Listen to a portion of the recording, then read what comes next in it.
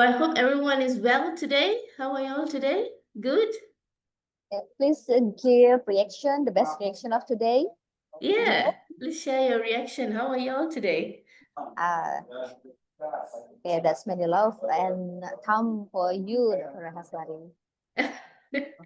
Okay. All right. So, okay, thank you very much for being here again. So today I'll be looking into a topic on social psychology, like how Madam Hada mentioned in terms of how certain theories that is developed in the area of social psychology is very much, interplay, and also help us in developing the community. All right. So basically, what we will do is try to understand the interplay between individual and also the communities. All right. So in my lecture, of course, the objective is to explore how social psychological principles inform and enhance the community development practices. Okay, so what do you guys think? As for now, what kind of theories are you aware of, or principles are you guys aware of in the area of social psychology? Anyone? Or any example that you guys can share? Yeah, please raise hand here. We can chat as well, maybe we can make it a bit more interactive. Maybe, then it will be more interactive lecture. Okay, so of course, that will be my objective. And definitely now we're looking into the definition. So what is social psychology? It is a scientific study on how individuals think, feel, and behave, especially in the social context. Okay, so a lot of concepts that is in the area of social psychology, of course, looking into social perception and cognition, attitudes and persuasions, group behavior and dynamic, and also social identity and role. All right. Okay, so in terms of understanding what is community development, of course, community development is a process where all the community members come together and take a collective action and generate solution to a common problem. So it could be more of like, a neighborhood comes together, trying to reduce the crime rate or trying to come up with their new rules, traffic rules, and etc. when it comes to in the community. So most of the time they will be, empowering or include a lot of participation, inclusion, and also how they can sustain, and also look into the sustainability. All right, so there's more of the principle of community development. So how does this social psychology intercept with community development? So of course, the synergy will be more of applying the social psychological insight, the principle, to foster community engagement to address some social issues. Okay, for example, like looking into a lot of interventions that is considered social norms and behavior, then facilitating group cohesion and collective efficacy, and also addressing social identity and also inter group relations. So I think one of the major example that we can give when it comes to social psychology, conformity, and also community development is like COVID could be one of a very major example that we can give an example. So for example, suddenly wearing masks it's become a normal norm. Previously, I don't think before COVID, anyone would have thought about wearing a mask. Okay, but now it's wearing a mask is become like a normal. It's norm. It's a norm to wear a mask. If you go to a healthcare, it is normal. If you are not well, you have to wear a mask. So you see, how before it was not confirmed, and now because of like a group, confirmation, it become a norm. All right. So that is what we pretty much will be looking into. Okay. So of course, looking into the society, social psychology concepts, and community context, social identity theory in terms of look into understanding in-group and out-group dynamic. All right. So one of the example, for example, we can say that if someone in a position of authority told you, like, stop walking on the grass, or and what will happen is you will stop walking on the grass, right? And if they told you to help someone, okay, and for example, to cross the road or street, or pick up something, or put your shoes on before you go into a store, or remove it, you would probably comply, correct? But what if they ordered you to physically hurt someone? What do you think? Would you do that? You're probably thinking, no way, right? But I could do something like that. I couldn't do something like that. Why would I hurt someone? But there is a good chance that you might be wrong. Okay, so one of the example when it comes to social psychology is this Milgram obedience experiment. Have you guys heard about this experiment? When it comes to in the early 1960s, Yale University psychologist, if you recognize him, Stanley Milgram, began what would become one of the social psychology most famed and chilling experiment. So Milgram began his work during the widely published trial of World War II Nazi, okay, war criminal. So what happened is his name is Eichmann. So he defends along with other Nazis for sending millions of people to their defense, and that was simply following the orders of his superior. Okay, so and while that may have been true, it didn't fly in court because Eichmann was ultimately executed for his crime. But the question got Milgram ought to think, what might the average people be capable of when they are given an order, to example, what happens to a person when someone is giving order? Why do they do it, even though, it could be harmful? All right. So for his initial experiment, what happened is Milgram actually recruited 40 male volunteers using newspaper ad, and he built a phony shock generator. And what happened is with a scale, that shock generator had like a range of scale, and whereby, sometimes it's more of like a little as 30 watt and up to 450 watt. And it may also have like a dangerous shock that was also written there as XXX. All right. So what he did is that he then paired each of the volunteers participants with someone who was also apparently a participant. Okay, so he then what he did after that, he then that participant is actually a fake test subject, so actually they recruited him to be pretend to feel the pain.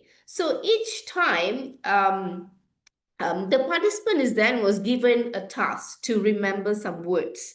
Okay, so he was asked to remember some list of words, and then the subject who administered the shock would ask them to repeat the words. Okay, so each time the subject pretend and give the wrong answer, the subject will ask to administer some shocks. And as you know, since there's a fake pain, they actually don't feel the pain. But surprisingly, you realize that the subject actually administered pretty much the highest watt. As pretty much what happened is when the experimenter was giving, was pretty much giving like, uh, pretty much saying that, okay, no, you have to continue. You have no chance. You have to continue administrating the shock. Surprisingly, it was noted that the subject actually followed and give the subject the shocks. Okay, so this actually shows of like the obedient. sometimes when a person is in the authority, giving you examples or giving you orders, so we tend to follow. All right. Do you have any example that you could share when it comes to obedient experiment? Is there anything that you could share that is similar to this experiment?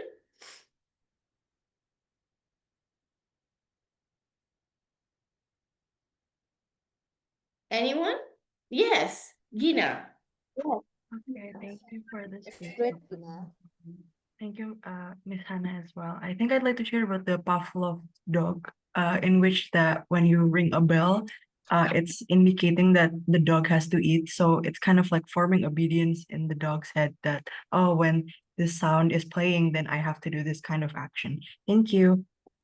Excellent. Thank you for sharing. So it's pretty much a conditioning effect, right? So again, I think sometimes we also tend to condition children, in terms of behaving. And then we come and kind of give a lot of rewards, positive reward, negative rewards, and then we give like a lot of other things as well. So you can see that when someone in the pretty much, authority figure gives you a lot of like um, you know, command, we tend to follow. Okay, so this exactly, Milgram was even surprised at first round of experiment because two-thirds of the participants end up delivering a max of 450-watt shock. And all of the volunteers continued at least 300 watts. So over years, when Milgram actually keep conducting this experiment, and changing the situation in different ways as well to see if it had any effect on people's obedience. What he repeatedly found was that obedience was highest when the person giving orders was nearby and was perceived as an authority figure. So the closest the authority figure, the highest the person become obedient, especially where if they were from a prestige institution. So for example, if your lecturer was giving you some sort of command, so it's more likely that you end up following as well. Okay, so this is pretty much was true as well if the victim was depersonalized. Okay, so placed at a distance. Okay, such in a different room, for example. So if the command is coming from a different room, so most of them were found not to become so much obedient. All right, so you can see that another experiment looking into social influence and conformity. Have you heard about this experiment?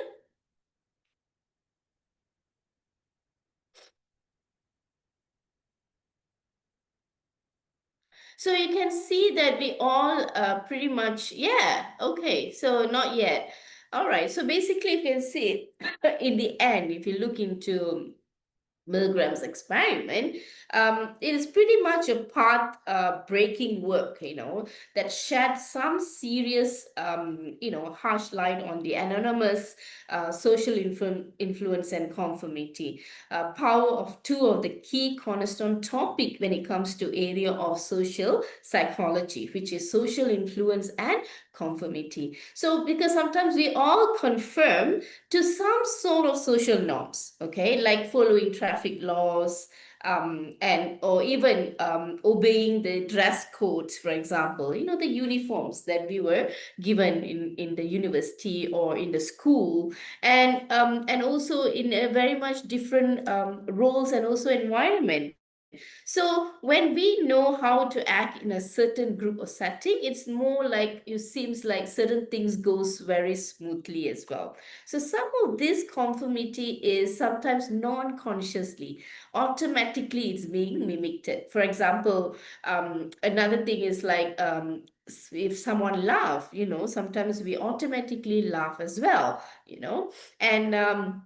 and you see someone else nodding, then you will automatically nod as well. So in this way, the group behavior can be also contagious. What if we were to conform to a bad behavior or influence? But overall, you see, the conformity described how how we adjust our behavior or thinking to follow the behavior or rules of the group we belong to.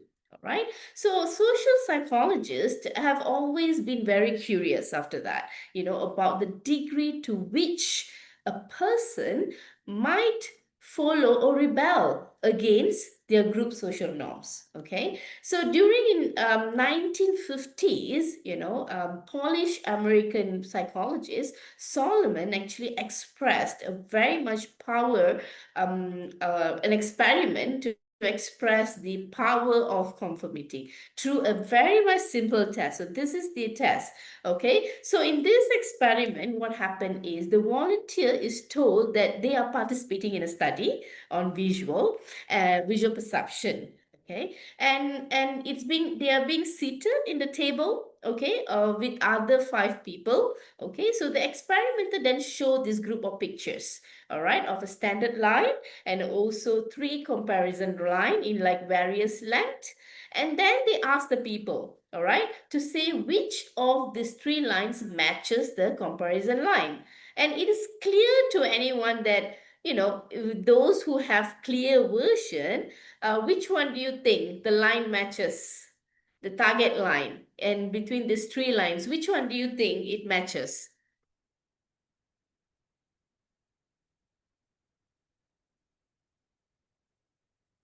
See? Okay, so it is very clear, right? That it matches the line is in the same the same measurement. But what happened is that in the other 5 people agreed that they choose the wrong one. Okay, so what happened? They choose the wrong target line. And what do you think it happens? The participant actually don't know that the other groups are all actors. And a common deception used in the area of social psychological research, and they intentionally giving the wrong answer. Okay, so what caused the real participant to do is that they struggle with trusting the others, but it happens that they actually confirm to the wrong answers. So what do you think that happened here?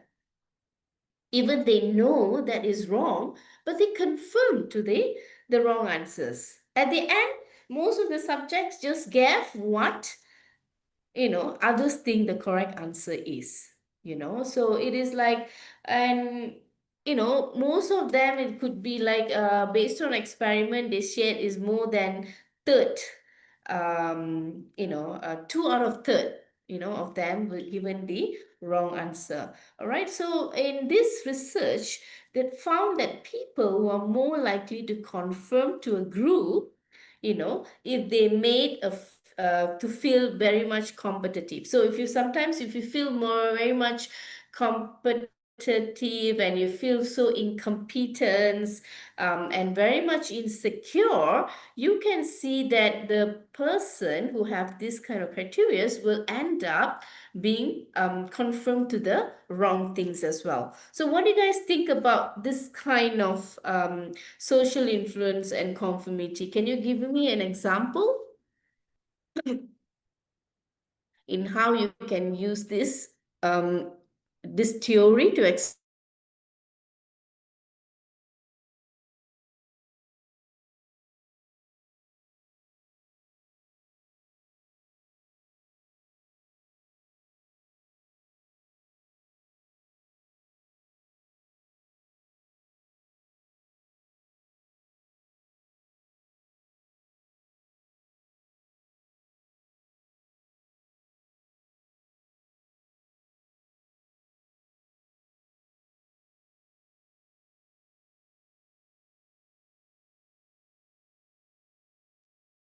Nah, Kak Ibu, Loheswary-nya terlempar ya, Kak?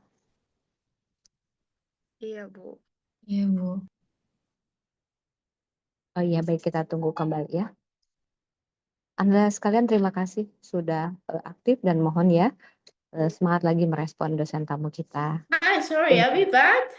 Yes, you already come back. Doctor, please. Halo Ibu, can you hear my voice? Okay, so Yeah, have you're you, already back. sorry, I think something just went off. Have you been in this situation before that you were,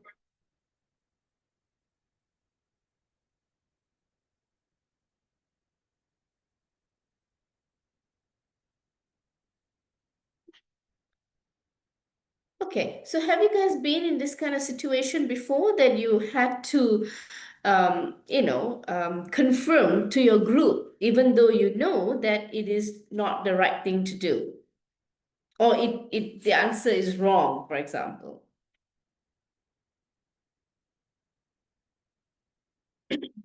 Yes, yeah, Ivana. So what kind of situation was that? For example, in the class where Would you like to share? yes, I would.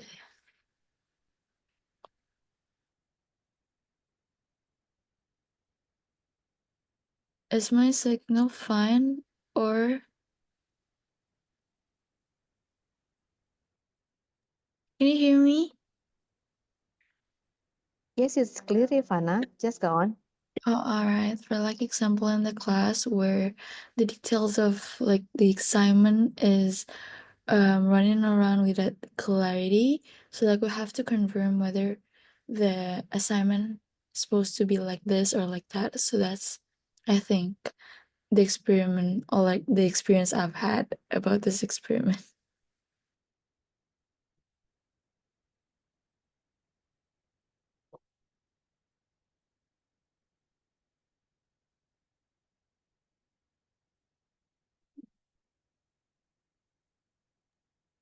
Halo Ibu Loheswary. Hi, can you hear me?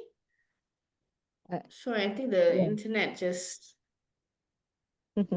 Sorry, I think I need to change the connection.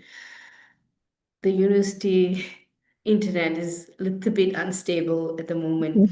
Okay, so yeah, thank you very much for sharing. So it looks like a bit more of like group work, and usually you get influence in, especially when you're looking into a lot of like group assignment that is being assigned to you, right? So definitely sometimes we will look into this group, social influence and conformity, where one leader sometimes will influence in terms of how we make the decision. All right, thank you for sharing. So the next we'll be looking into cultural expectancy and normative social influence.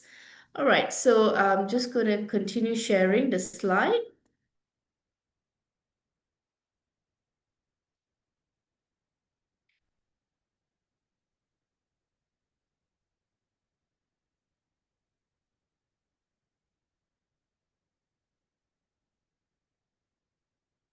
All right, so if it comes to cultural expectation and also normative social influence, we also tend to confirm more if we are from a culture that puts particular emphasis on respect for social standard.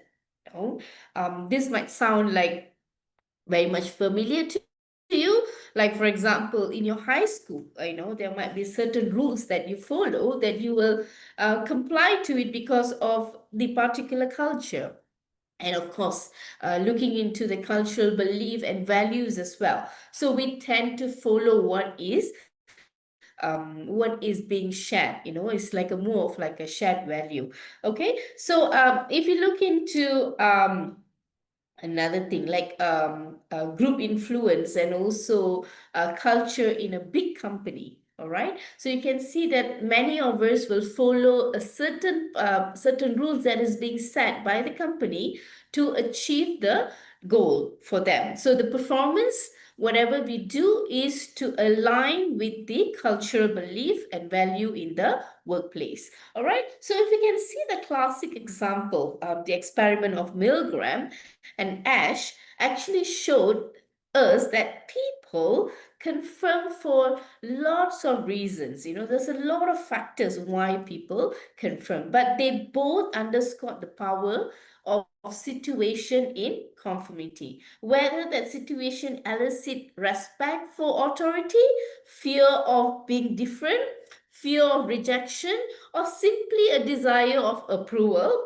Okay, so this is pretty much known as normative social influence. All right, the idea that we pretty much comply in order to fuel our needs to be liked or belong. So you can see that most of us who feel like we need to be liked or we need to be belonged, we will be pretty much easily will be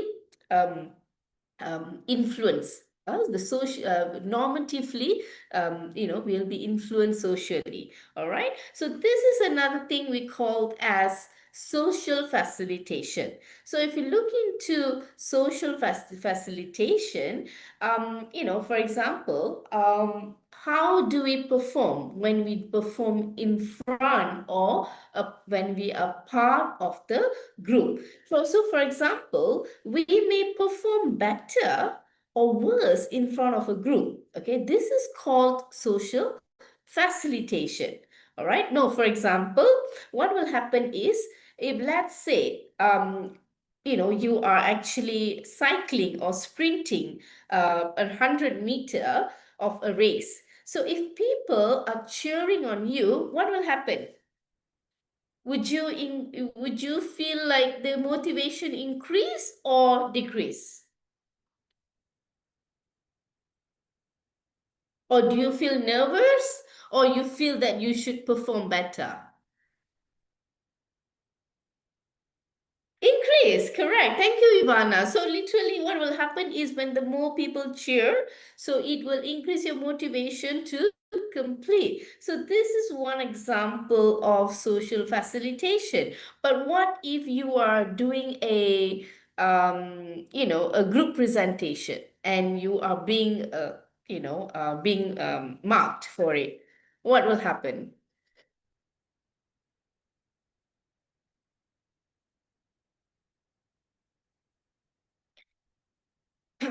And Gina increased. Oh, thank you. Yes.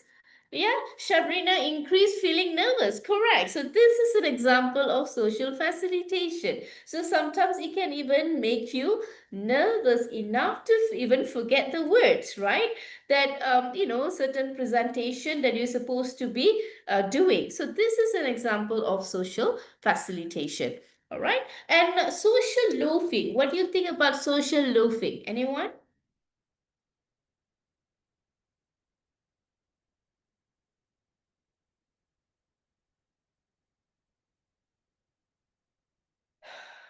What happened if you are a part of the group? So social facilitation is more of like you are in front of a group, and a group of people, and then it kind of looking into your performance. All right. What if you are a part of the group? What do you think? Yes. So basically, sometimes you are part of the group, sometimes you tend to not perform 100% because the burden is shared. So this is more like a social loafing. So pretty much what will happen is like, do you work hard or do you start, slacking behind? So there's one example. A study was done, and they found that if you are, the study, what happened is that they blinded the students, okay, and then hand them a rope, and then tell them to pull as hard as they can, okay. So it's more of like a tug of war game. And what happened is that subjects were found to pull less. Okay. And they think that when they think that they are part of the group, so they put less effort. Okay. When they think they are part of the group, they put less effort, and only about 20% showed that they put an effort. So sometimes it's because of the social loofing. So pretty much this is an example. If you see that, when you are in a group, you're doing group work, sometimes you think that other people are doing it, so you tend to put less effort because you think that the others are also doing. So this is an example of social loafing. All right. Thank you. The next is this social loofing can also exert less effort and end up to create de-individualization and also group polarization. So if you look into de-individualization, all right, so it's more of like the group ability, but then that can create less make the person to be less individualized. I know they make less decision. All right, so it's more of like the group ability, okay, to either arouse or lessen our feelings of personal responsibility that can make us to do sometimes more dangerous kind of things, or just simple behavior that could be positive, can have a positive outcome. So it can lead to de-individualization, which means the loss of self-awareness and restraint that can occur in a group situation. So being a part of a group, for example, or crowd, can create a very much powerful combination of arousal and also anonymity. All right, it's a part of what fuels riots and mobs, and also like the online trolling. And the less individual we feel, the more we are at the mercy of the experiment of our group, whether it's good or bad. Okay, and it should come as like no surprise that the attitudes and the beliefs that we bring to a group grow stronger when we talk with others who share them. Sometimes there's a process. This is actually called a whole process known as group polarization, and it's often translated into like a theme. It comes to like us versus them dynamic. Okay, that's called the group polarization. All right, as you know, what is great at group polarization? What do you guys think at this point of time? Or what is an example of a very good group polarization?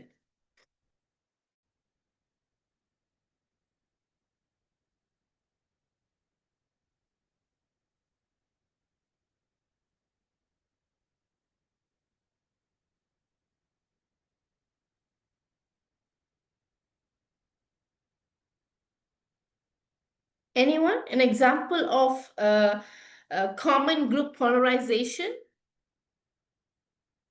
in this era at this point of time?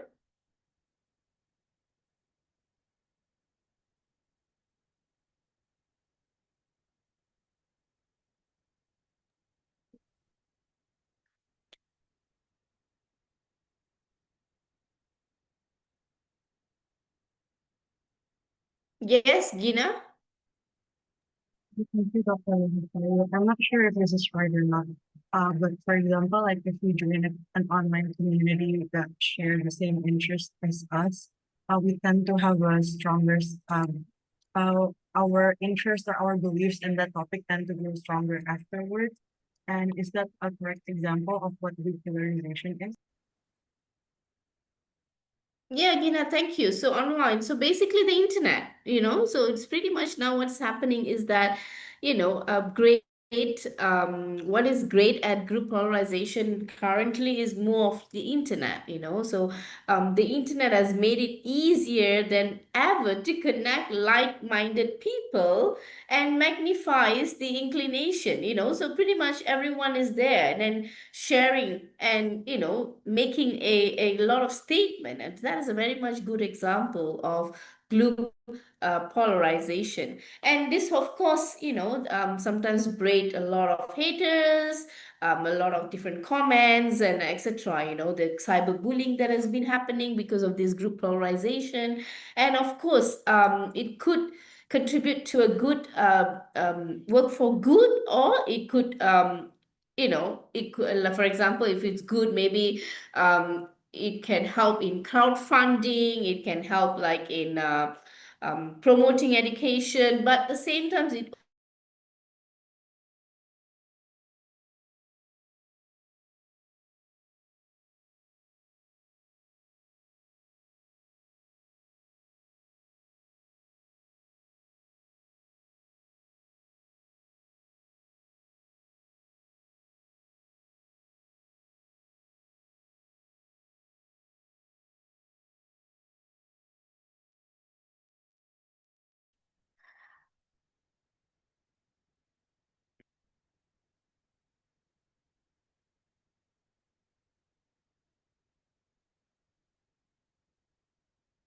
okay, so that is group polarization.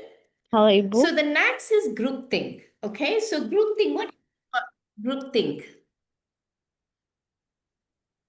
Ibu Loheswary. Yes, can you hear me? Uh, yes, I think just now your internet got a problem again. Perhaps you Oh, can switch off your camera. Yeah, okay, sure, I can do that. I think it's Okay, perfect. will make our It's internet better? stable. Okay, yes. Please go on, Ibu. Okay. Okay, thank you, Ibohana. So literally, you see, we looked into de-individualization and also group polarization, and I mentioned that the internet could be a very much, an example, very good example of group polarization. All right. So the next that we're going to talk about is the groupthink. All right. So, and you see, the group dynamic can not only affect our personal decisions, but they can also influence really big decision on a large, even national scale. All right. So groupthink is a term coined by the social psychologist Janice, right? And what happened is where he described what happened when a group makes bad decision because they are too caught up with the unique internal logic of their groups. Okay, so when a group gets wrapped up itself and everyone agrees with each other, no one actually stop to think about the other perspectives. As a result, you get some big and bad ideas, for example.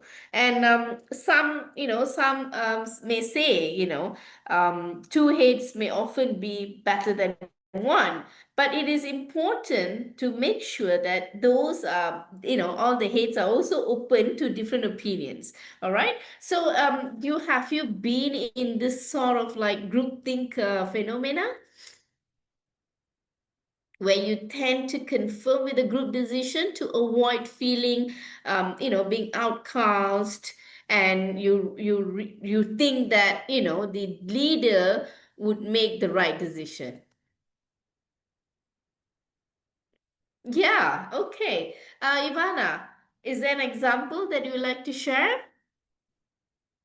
I think when we're in the organization and we're about to get into agreement sometimes, because we know, back again to the social loving, where we don't give 100% because we know that everyone is also involved, and we don't, if we tend to not to give our 100%, so like we Mm-hmm. just believe that everyone is agree at one thing because like the leader is agreeing on something, and we don't want to think about it further. So I think that's that. Excellent. Thank you very much. So I think you really pointed out all and connected all the theories in the social psychology in your example. So literally like looking into social loofing, and then you look into the bystander effect, um, where sometimes we think that, okay, maybe other people could do a better decision. For example, in this case, then we de-individualize our thoughts. If you look into the de-individualization, one of the example is the bystander effect. So it's like you may think that other people are helping, and you would just do like your own work, thinking that someone else will come in and help out. So that is also another example of de-individualization and also group thing. But of course, when you look into the group thing, like you mentioned in your organization, um, like people tend to confirm in a group decision, even they feel like, no, it's a bad idea. I just do not want to share anything, and it will definitely lead to an error in decision making. But they end up agreeing to it because they agree to the leader. Right. Thank you very much for sharing, Ivana. So of course, the next part is like we want to look into. We understand a bit of like the theories, okay, related to social psychology. So we looked into a bit of like obedience experiment, Milgram's experiment, where people tend to obey when a person is an authority figure or they're very much nearby figure. Another one is social influence and conformity. But as a conformity example experiment that influence where they say that certain individuals' behavior or decision making is pretty much influenced by a group as well. Even though they don't agree with the answer. And another thing is more of like the cultural expectation and normative social influence, looking into social facilitation. For example, if you are surrounded by a crowd, so how would you behave? Your performance increases when you're being cheered. Sometimes your anxiety increases as well when you are doing presentation. So that is an example of social facilitation, how the crowd facilitate your performance. Another example will be social loafing. So pretty much in terms of when you are a part of the group, how would you put effort, and how that thinking actually influence in terms of how you put an effort to complete the work. And of course, then it leads to the de-individualization and group polarization. And of course, then it's the groupthink behavior. All right. So how all this is going to we're going to use to empower, the and look into development of the committee. So it's more of like what is committee psychology. So it's pretty much enhancing individuals and a community capacity to make choices, and also to transform those choices into desired actions and outcomes. So if you look into community psychology perspective, it is more of focus on prevention rather than treatment, looking into collaborative approach with community members, and then look into an addressing systemic issues affecting well-being. So pretty much this will be what community psychology perspective looks like. So let's do a bit of case study. If we were to look into community mobilization, and the scenario is a neighborhood initiative to reduce youth crime, so what do you think we can do based on these theories, and you understand how the theories could work? So let's say if you look into from a crime perspective, what do you think, which theory you think it will apply more? Sometimes if you look into committee, sometimes they might be just look into a de-individualization. Maybe someone else will take, and it's not us. We don't need help because we are not involved in it. So maybe someone else will, sorry, will be helping them. So what do you guys think when it comes to this case study?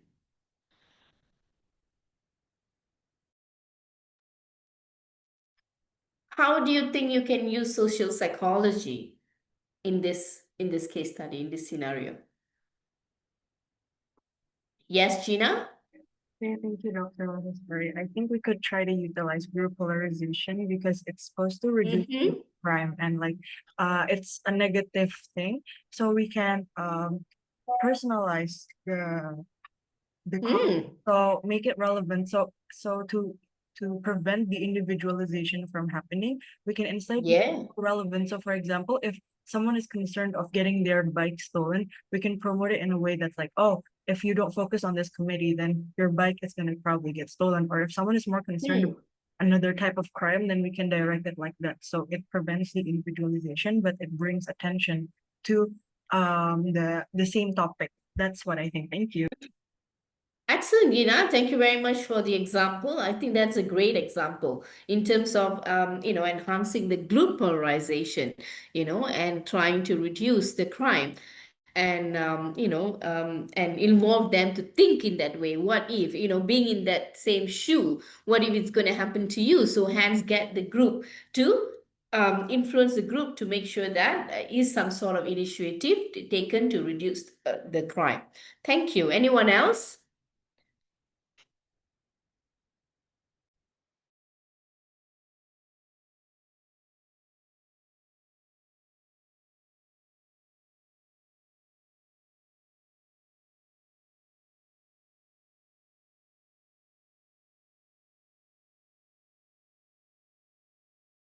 So let's say we are using this Milgram's obedient experiment. How do you think you can use this outcome in that case study? As we know, yes, Sabrina? Okay, so I think for this Milgram Mhm. obedience experiments, we can applicate it into, for some reason in that neighborhood, the youth crime came for the people in that neighborhood also. So Yeah. that as an experiment to create an event where we have actually the fact-based subject where they got a punishment for that example that Gina Uh-huh. has mentioned before about stealing a bike, and then the subject would actually like see what's gonna do if they actually stealing a bike from that fake test subject. So they will Mm. tend to obey about the rules that happen in the neighborhood. Beautiful, Sabrina. I think we should collaborate and do this experiment and check whether it's going to work again or not. All right. So I think it's a good example as well. And as you know, this outcome of this experiment is more of like involving authority figures. And we also know that the nearer the authority figures and giving them, more of like sharing, it kind of make others to be more obedient. So perhaps we can get the police force, the crime prevention team to be involved, and to be there present to share some of the methods, that they can use to prevent the crime in the neighborhood. So whereby we know that from this experiment, one of the outcome is that we believe that it comes from an authority, we tend to listen more and comply more. All right. Thank you for sharing. All right. So what about if we were to use the next method in that crime scene? This one is a bit, it's a bit dangerous, isn't it? Or what do you think? How can we tweak this outcome of this theory into the crime scene prevention?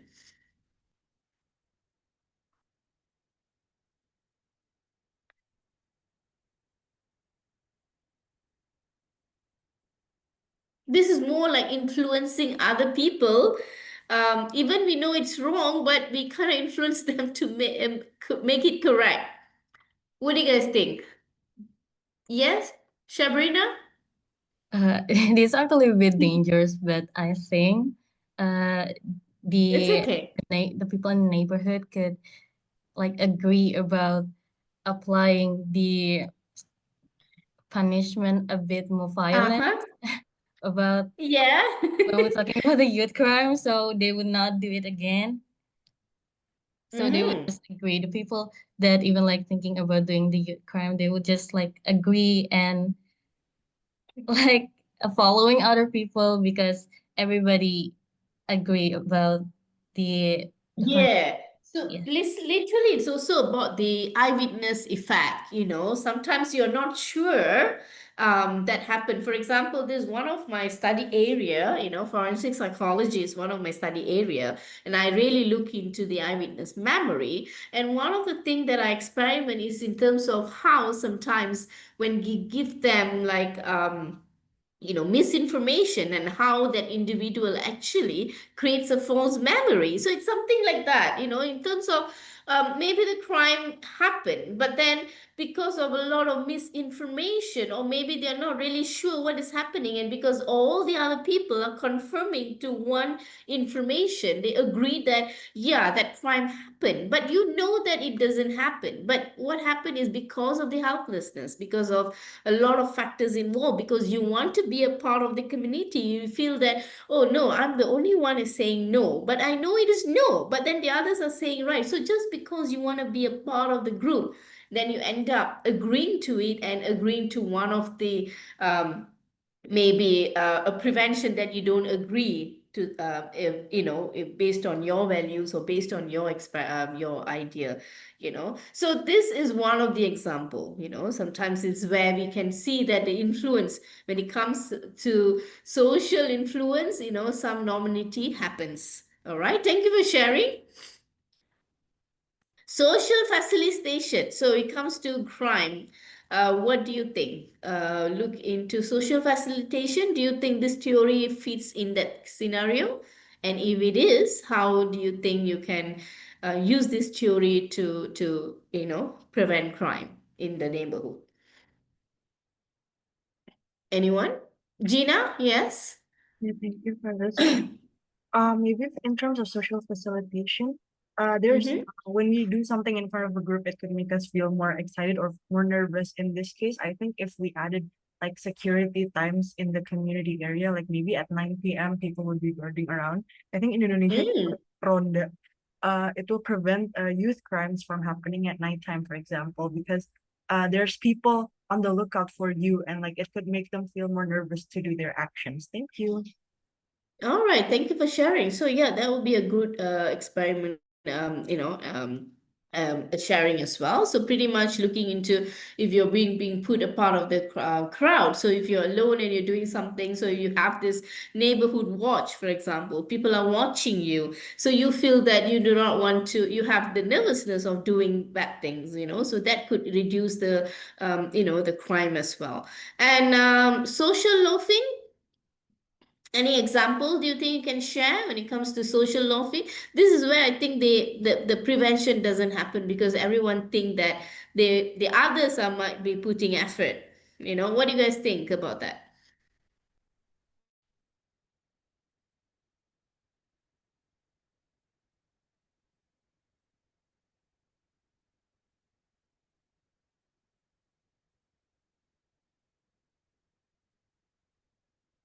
Anyone?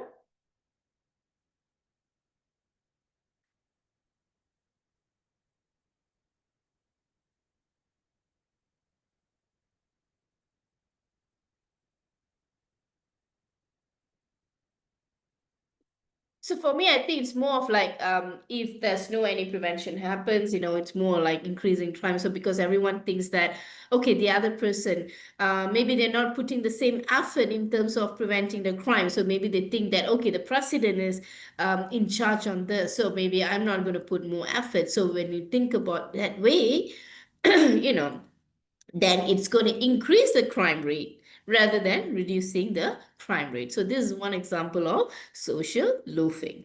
All right. And of course, I think we looked into this example when it comes to how it can, incorporate in the crime scene, and also in terms of initiative in reducing the youth and crime. So I believe that you guys had the idea now in terms of how we can actually use all the social psychology theories in the community, in enhancing or reducing a particular behavior in the community. All right. So of course, when you look into the social psychology application, I think we discussed about this, is more of like leveraging the social norms to discourage the delinquent behavior, building social capitals through community events. So there's another thing that we can do. And we also encourage more, like we can do like more of encouraging parental and youth engagement as well. So it's more like getting the group in it and then encourage them to say that, yeah, crime is bad, crime is better, that we actually prevent the crime and get them into the group thinking in that way as well. Okay, so there's a lot of things that we can do in comes to community development. Okay. So what are some strategies that you can use for effective community development? Of course, participatory action research. So this is something that you can engage in the community members in the research process to ensure relevant and efficacy. So pretty much sometimes, before we implement certain, we need to certain rules, we need to do a needs assessment. Like what are the things, how is the group dynamic looks like? Are they all, like for example, how many of you knows your neighbor and your community that you're staying at? Anyone?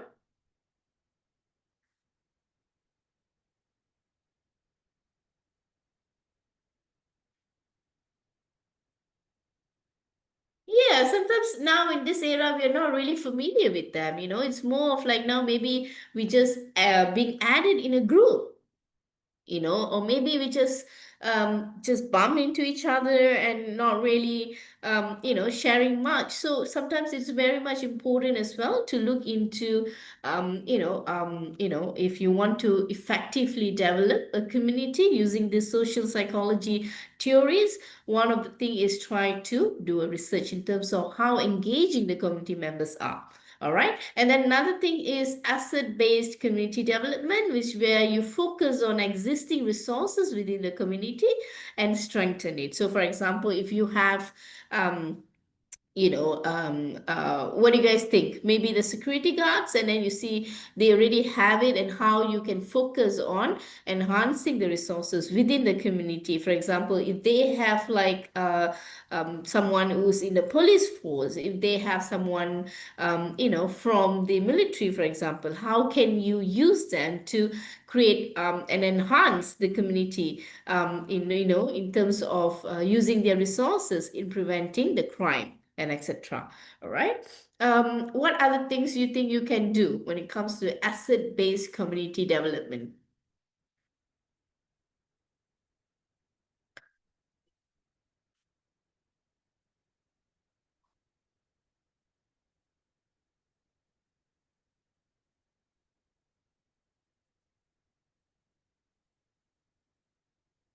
Anyone can share?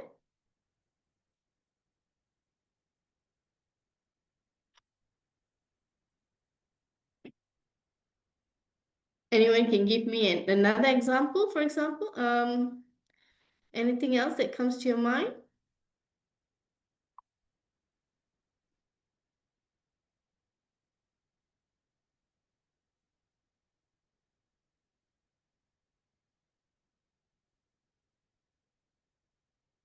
Okay, no worries. All right. So what about another, strategy is more of like cultural competency as well. So it's very much important when you're implementing something in a group setting, okay, be aware and also respect the cultural differences in the community intervention. Okay, so this sometimes as in the social, we are very much influenced, and that it's sometimes we can easily being accepted into that the bad behavior, and maybe not respecting the cultural differences. So it's very much important when there is a strategies that is being implemented, since we know about groupthink, we understand about the theories of the obedient, how all this group things, and also de-individualization and group polarization works. So it is very important to understand the cultural competency and being aware and being respectful when it comes to the cultural differences in the community intervention. Okay. All right, so some challenges and consideration, sometimes can happen when you are implementing this theories. It could be like, some could be having resistance to change, okay, and power imbalances as well, and sustaining engagement over time. So what do you guys think about this? resistant to change. If let's say you are in a community and you're using this social psychology theory, you found someone is resistant to change, how would you manage it? I think we have to get a deeper talk with them. So like Mhm, ensure what do they really want to do, and then mhm, their involvement to the whole thing, I think. mhm. Okay, thank you for sharing. So it's very much sometimes, of course, when you're doing a group, there was always like people who have resistant change. Sometimes they are not into this group polarization. They're not into this group think behavior. There might be some power imbalances, and then the engagement over time. How you have to come up with a plan in terms of how are you going to sustain this over time. So like I mentioned, I think it's very important. That's why, like the first thing itself, it is very important that we do a action research in terms of what exactly that is in the community that we can actually mobilize in terms of creating and initiating, like this in this example is to reduce the youth crime. All right, and of course, the next thing is continuous feedback loops is also important, because if it's a group, I think it's very important that we have a feedback sessions, to understand how everyone is doing. Sometimes because of groupthink behavior, some may not want to voice up, but they feel dissatisfied. Okay, then that's where sometimes you can see, like in group assignment, social loofing could be happening, and maybe other people think that okay, maybe they are not really putting on in a lot of effort, so therefore they decide to just not being a part of the group. Okay, so in this, what we can do is we can create this continuous feedback loop, to give like exact like opportunity to everyone to share. If they are dissatisfied, then they can share through this feedback loop, and we can enhance the group behavior. All right, and of course capacity building is also important, because you see, when there is a leader, sometimes we tend to believe the leader may be doing the right thing, because we think that maybe he or she might have more information or knowledge. So hence the capacity building is also important, to provide the enough amount of knowledge or information, so that everyone can actually have sharing. Okay, so that is usually, that's where sometimes when you go look into the organization, they will be having a lot of trainings, for example, to ensure that everyone is given the right opportunity, the right training, so that they can not being you know being stuck into this groupthink behavior and etc. And also, one more strategy that is being shared based on a lot of research is transparent communication as well, in terms of from where this comes, and how can you communicate to get the others who are not putting effort to put an effort, by giving continuous feedback and also transparent communication. So if let's say if you guys doing a group work, what kind of strategy you think you use to ensure everyone contribute equally?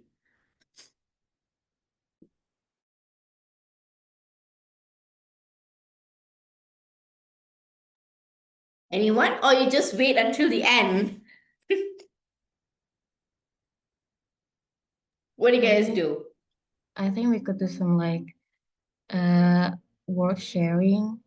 Like for this person, you could do this. For this person, you could do this. So they all work. So we don't just sharing the burdens. So thank you for sharing.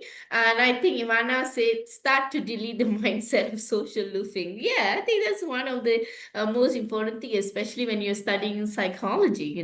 You start to understand that, and we start to delete the mindset of social loafing, the mindset of being de-individualized, try to don't think that, yeah, everyone is there and they will try to do the equal job. So I mean, I have nothing to do. So I think in this psychology, if you look into in the area of clinical psychology, sometimes we do change a mindset. Sometimes we kind of look into how a client actually create a core belief based on their like their experience, in terms of thinking that, yeah, other people are there, or maybe they, sometimes you see anxiety, for example, and how this group polarization or social facilitation actually increase a person's anxiety. Can you make the connection? Sometimes they have this public fear of public speaking. Sometimes they have increases motivation. Sometimes they don't want to present in front of others. Sometimes some people may tend to have the different effects. They may feel that, wow, I'm getting recognition, hence I want to do more. Okay, so this social facilitation theory is very much important when you are doing an intervention for those who have clients come in with anxiety, for example. All right, because you can look into how one of this is social anxiety, how those can actually increase or help a client, increase your motivation. So, yeah, can you do the connection? So it is important to understand these theories because it will be implemented in a lot of areas. Not only community development, not only developing the community, but it also in terms of an individual. How it kind of helps the person to create a core belief from this experience as well. Anyone would like to share an experience based on social facilitation and how it could increase a person's anxiety, and how you can connect it with a core belief? Anyone?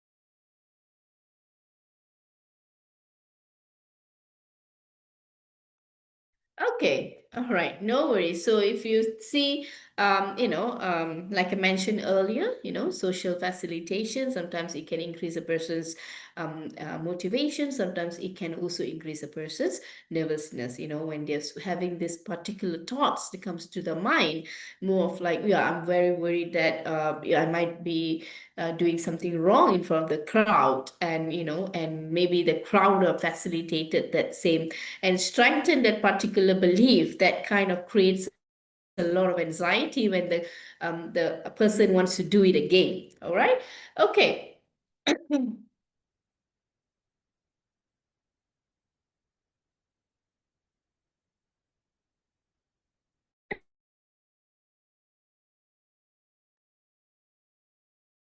All right, so to recap, today's social psychology into the topic on social psychology into community development. So of course, it is more like focusing on integrating social psychology into community development, where we try to enhance the effectiveness of intervention by considering the social dynamic at play, and also encourage ongoing collaboration between the psychologists, community development, also residents. Basically very important. That's why it's important when we look into a community development, looking into certain theories and how we can implement that is very important. So if you look into from the start today, you have learned about the power of social influence, conformity, and authority.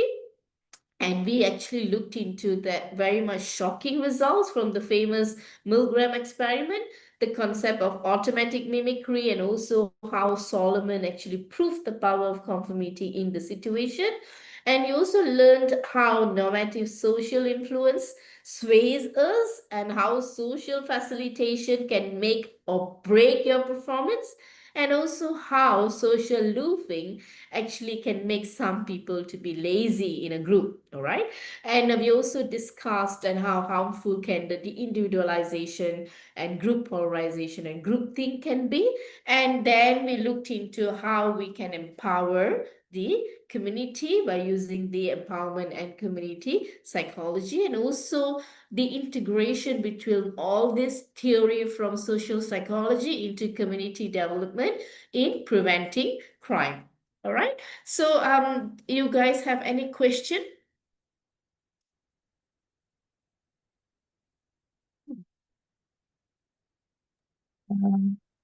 I think I have question, ma'am. Yes. So, talking about social facilitation and social loafing itself, and Mm-hmm. talking about it in so many case studies as well. Yeah. How do you yourself preventing social loafing in group project or in organization or in every group? Yeah, thank you for sharing. So, of course, I think, how can we prevent this? Because we do understand that, looking into the effort, sometimes some people may put less effort, some people may put in more effort. So, I think it's very much important when you look into the strategies of preventing this. One is that implementing, teamwork, segregating tasks at the first part, to ensure that everyone actually have the equal amount of tasks to do, and then creating continuous feedback, to also get feedback to understand what exactly is happening. Is there any challenges that someone is facing when it comes to group work? Okay, so as a lecturer, of course, we do have like um, we encourage students to come forward, creating a safe environment to ensure that. Another thing is sometimes it's about stigma as well, because they believe that when it comes forward, you share, then you feel that you're actually putting someone at risk, or the other person may be in trouble. So another thing is also creating a very much continuous safe feedback loop. That is another word, that you trust that by sharing, you expect something good to happen, and also to be the safe environment. So this social loofing will also reduce. Okay. All right. And what, yeah, Yes. other strategy that you have tried? So far, I think I do the same thing as you talked about actually, but like some people choose to be so individual, and I can help with just let them be, and sometimes they don't want to talk about it. They just gone away and don't do the task, and Yeah. have to recover for them, and it's sometimes so annoying. Like it's supposed to be our project, but it's my project now, and because you don't feel involved in any of it. So like, yeah, I think I need to do more transparent approach, Mm. and to talk it out with them. Yeah, Yeah. because sometimes it's also, there's a lot of factors involved as well, why the social loafing happens, because more of like the personality of a person. Maybe they are more introvert, and we have another extrovert personality. Sometimes we have like some personality who is like very strong leadership skill, make them to have this group thing behavior, for example, and that's where we call the power imbalances comes in, because the leader don't decided not to listen to the other group members, and think that maybe his or her decision is the right thing, So therefore, that's why it's very important to have transparent communication, capacity building. It's more of like encouraging latest research when it comes to, in my area. I mean, more of like, okay, who is right or wrong? So let's look into the latest research and see what exactly. It is more like and providing the knowledge as well, so that we can debate on coming up to an agreement. All right. So yeah, so these are the some methods actually can reduce this social loafing behavior. Thank you so much, ma'am, for answering. Yeah, welcome. Hmm. All right, so I think it's 10:30 now from my side here. So just 10 more minutes, so perhaps I can open up for any questions. If no, I think I would like to thank this opportunity. I'm so sorry for the internet connection. I think, yeah, as a university, everyone is using the connection this morning. And apologize for that. And yeah, and Miss Hannah, thank you very much for the opportunity as well. So I hope that I have shared something valuable today. You're very welcome, Dr. Loheswary. I think it's very interesting and nice topic for discuss because our background from community development and we know that it's very important to include social psychology perspective as you already explained to us. Okay, before perhaps we can ask once more our students, is there any comments? Just comment or give a good reaction. Hello, all of you. Would you give a best reaction for our guest lecture today?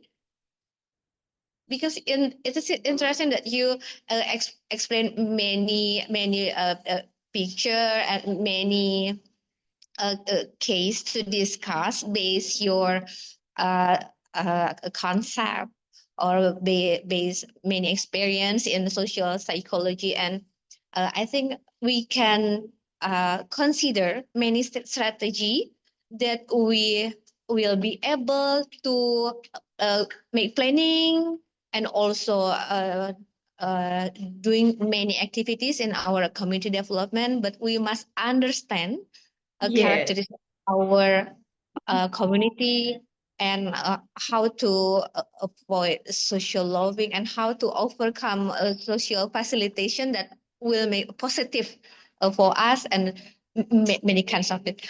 Your explanation give our insight very insightful, and I think we must practice it in our community in Indonesia. yes. Thank you, thank you, thank you very much. Yeah, I think it's good to incorporate the theory into the real life experiment examples, as then it will be more easy to understand and also implement. Yeah. Mhm. Yeah, because we are discuss about a community, about people, and about their characteristic. I think is will be relate with how to build the awareness or to Mm-hmm. it's sometimes difficult to do ourselves. Sometimes Yes, it's difficult to feel in group or out group. So I think the yes, personalization is you feel the personalization in around of us. correct. So I think it's make us difficult to decide something for ourselves because we Yeah, are a part of community.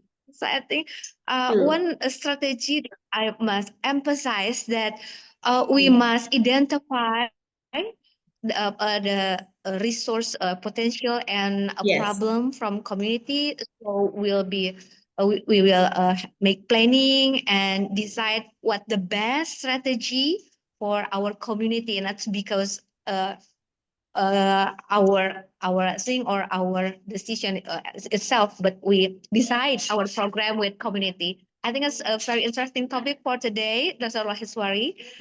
Is there any thank you. closing statement from you to us and our students, please? I think you guys are excellent, and thank you very much for being here. I would really love to look into a bit of like research collaboration if there is. I think there's a lot of, good suggestion or sharing that's been done.